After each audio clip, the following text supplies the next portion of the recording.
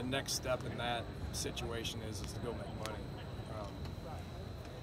There's just unfinished business, you know. So I was pretty excited, but I expected it to be that. Dana, I'm sorry if you already got asked about this, but how do you? I'm sure I did. I'm sure you did too. I asked the dumb, and you're not repetitive sorry. questions. Sorry. Don't. I'm really not.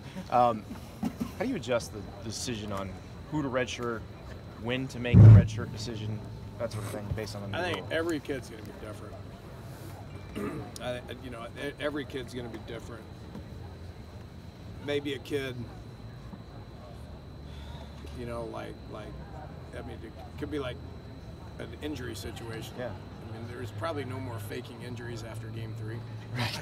Exactly. Which everybody did. Yeah. You fake injuries so you get the year back. Well, like that doesn't have to happen. Like anymore. Sill's freshman year. Would you have, maybe guys like Sills and David Long was in the same boat. Yeah. We didn't know they were ready. And about game 8, we're like, wow, these guys can help us. So now you play them. Could be like Martell Pettaway, that we had 3 injuries at running back, and he was our only option, so we pulled his red shirt game 11. Ain't fair to that kid, but he's like, whatever I got to do to help the team. And we go on the road and beat Iowa State because he had 175 yards rushing. You know, the kid may be ready to play in December. You know, you might want to play him in the bowl game because he had a heck of a bowl prep. I was going to say, how much of a carrot is it? I just think all of it. I think every kid's going to have different scenarios. How much of a carrot is it to hold out in the bowl game, keep guys engaged? It's going to help me keep coaches accountable for not ignoring redshirted kids. It's always been a pet peeve of mine. Those guys are redshirting, so I'll worry about those guys next semester. Well, that prohibits them from developing the appropriate way. You better keep your eye on all these guys, and you better coach them, because you never know when you're going to need those guys.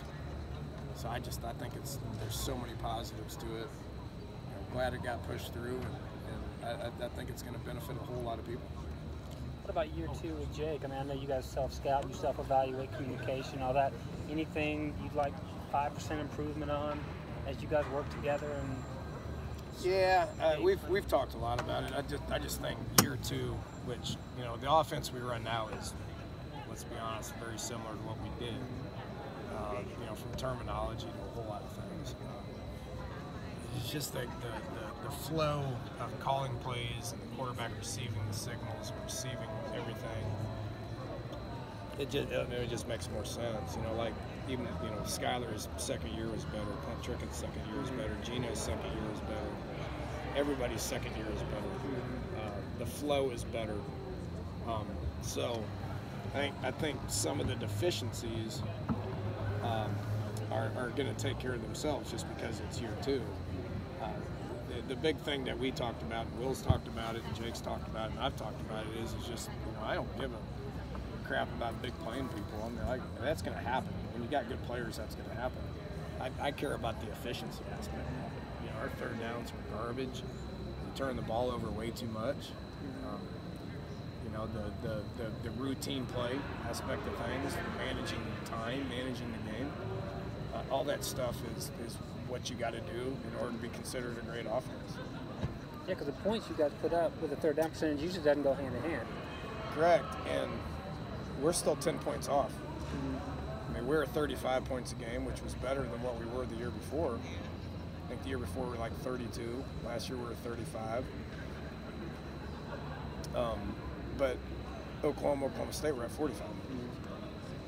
So if you want to be a great offense, they set the standard. Last year, those guys set the standard. That's where we got to be at.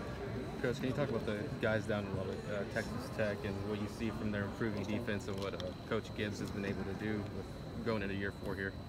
They've done a good job. You know, I know where they're at with it based on what I did 5 years ago. You know, and those are all my friends, and I don't talk about it with them. I mean, I wish them well, but not going to help them. You know, that sort of thing. But I can see what they've done. You know, and they've focused on recruiting guys, and Cliff's changed with how he interacts with them, and you know how the time he spends with them. You know, and what they're doing offensively. I've noticed. I can see that change based on I did it. so they're on the right track. Curious, with your time at OSU, what was your thoughts on the Holder Gundy thing that kind of happened recently? I don't pay any attention to it. Sure. What do you think about what Mike has been able to do at OSU through the years of He's done a consistency? great job. He's the fifth most tenured coach in college football. He's got a lot left. I don't know if he's got like Bill Snyder years left, but he's got a lot. He's got a lot left. He seems very comfortable. I've enjoyed our relationship. Over the last several years. He was really. I tell him this all the time. He was really uptight, worried about a lot of things. I don't see that out of him anymore. He seems very comfortable, very relaxed. Has done a heck of a job with that entire program.